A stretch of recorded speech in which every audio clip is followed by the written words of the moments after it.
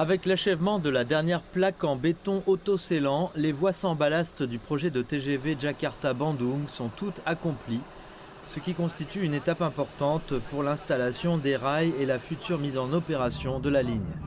Le trajet de TGV Jakarta-Bandung s'étend sur 142,3 km, dont 85,3 sont des voies sans ballast, soit un pourcentage de 60%.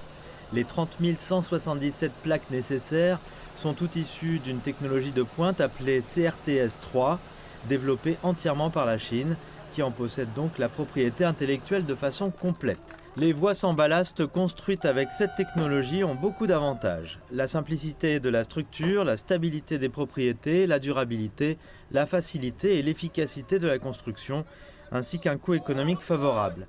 Il s'agit d'une des technologies clés pour assurer la sécurité et la stabilité des trains à grande vitesse.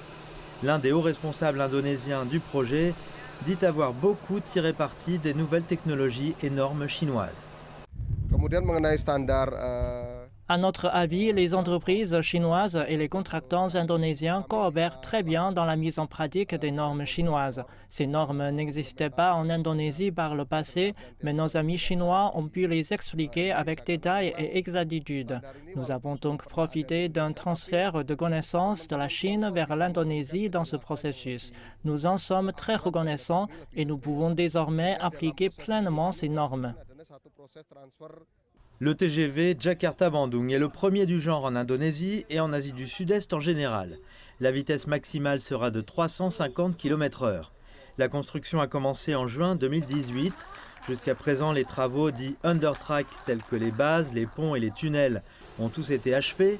Désormais, la construction des gares et des systèmes de communication, de signal et d'électricité progresse de façon stable et les préparatifs pour la mise en service s'organisent de manière ordonnée. La mise en opération est prévue pour cette année. Le temps nécessaire pour voyager de Jakarta à Bandung sera réduit de plus de 3 heures à seulement 40 minutes.